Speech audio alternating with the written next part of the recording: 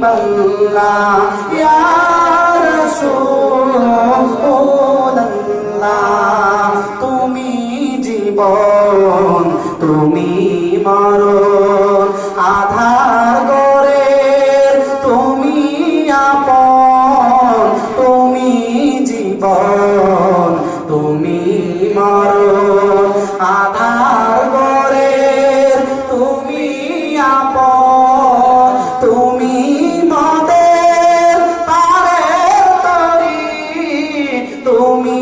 মদের পারের তরি তুমি নিদানে তরানেওয়ালা ইয়া রাসূলুল্লাহ ইয়া হাবিবাল্লাহ ইয়া রাসূলুল্লাহ ইয়া হাবিবাল্লাহ ইয়া রাসূলুল্লাহ ইয়া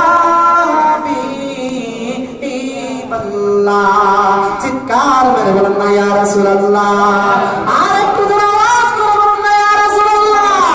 নারে তাকবীর নারে রিসালাহ কুতুববাগ দরবার শরীফ আমার ভাইরা আমার বন্ধুরা ওই নবীজির ঈমান সাথে আপনার পাকা করতে হবে ওই নবীজির প্রেমেই হচ্ছে ঈমান সুবহানাল্লাহ বলেন কেমনে ওই নবীজির প্রেমে ঈমান ওই নবীজির ভালোবাসায় কেমনে ঈমান ওই নবীজির ভালোবাসা কার মাধ্যমে পাবেন আমাদের জানার দরকার আছে না নাই বলেন আমার ভাইরা ওই নবীজির ভালোবাসার নামই ঈমান কারণ দেখেন আমার দিকে লক্ষ্য করেন আমার ভাইরা আল্লাহ পাক রব্বুল আলামিনকে হিন্দুরা মানে কি মানে না বিধর্মী যারা সৃষ্টিকর্তা একজন আছে মানে না বৌদ্ধরা সৃষ্টিকর্তা আমাদের সৃষ্টিকর্তা মানে তো খ্রিস্টানরা গড মানে না এরপরে ইহুদিরা তারাও মানে একজন সৃষ্টিকর্তা শুধু নাস্তিক যারা অল্প কিছু মানুষ তারা মানে না সৃষ্টিকর্তা একজন আছে ঠিক কিনা বলেন সৃষ্টিকর্তা একজন আছে আল্লাহ একজন আছে গড ফাদার এরপরে কি আরো অনেকে ভগবান বলে আল্লাহ একজন আছে অর্থাৎ আমাদের সৃষ্টিকর্তা সবাই মানে ঠিক কিনা বলেন কিন্তু হিন্দুরা আমার নবীকে মানে ঠিক কিনা বলেন বৌদ্ধরা আমার নবীকে মানে খ্রিস্টানরা আমার নবীকে মানে নাকি ইহুদিরা আমার নবীকে মানে নাকি আল্লাহকে সবাই মানে সৃষ্টিকর্তা একজন আছে সবাই মানে শুধু নবীকে না মানার কারণে তারা কি কাফের তারা জান্নাতে না জাহান্নামে তারা জাহান্নামে ওই নবী ডাকতে আমার উম্মত রে ও উম্মত শোনো শোনো কুল ইন কুনতুম আল্লাহ পাক রব্বুল আলামিন বলতেছেন কুল ইন কুনতুম তুহিব্বুনাল্লাহ ফাত্তাবিউনি ইউহিব্বুকুমুল্লাহ ওয়া ইয়াগফির লাকুম যুনুবাকুম ওয়াল্লাহু গফুরুর রহিম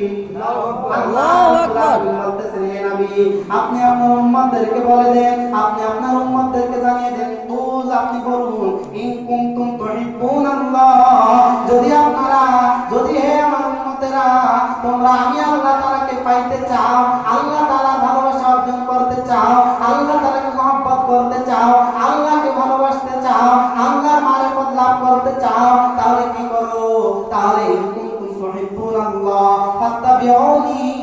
ইউহিব্বুকুমুল্লাহ তোমরা আমি রাসূলকে ভালোবাসো তোমরা আমি রাসূলের অনুগত করো তোমরা আমি রাসূলকে ভালোবাসো আমি রাসূলকে মহব্বত করো আমি রাসূল যা বলে তাই করো তাহলে আল্লাহকে ভালোবাসা হয়ে যাবে আল্লাহকে পেয়ে যাবে বলেন সুবহানাল্লাহ যদি কোন আল্লাহ ব্যক্তি আল্লাহকে পেয়ে যায় তাহলে কি হবে ওয়া ইয়াগফির লাকুম যুনুবাকুম ওয়াল্লাহু গফুরুর রহিম চিৎকার করে বলেন আল্লাহু আকবার আল্লাহু আকবার বলতেছেন যদি আল্লাহকে ভালোবাসতে পারো আমি রাসূলকে ভালোবাসার মাধ্যমে তাহলে আল্লাহ পাক রব্বুল আলামিন তোমাদের জীবনের সমস্ত গুনাহগুলিকে maaf করে দিবে বলেন সুবহানাল্লাহ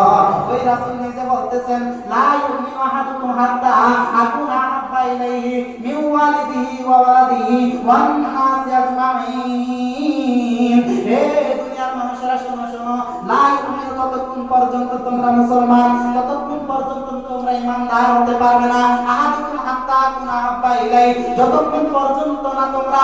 মিন ওয়ালিদিহি ওয়া ওয়ালাদিহি ওয়ান নাসি আজমাইন তোমাদের পিতামাতা মাতা, তোমাদের সন্তান সম্পত্তি এবং পৃথিবীর যতগুলি মানুষ আছে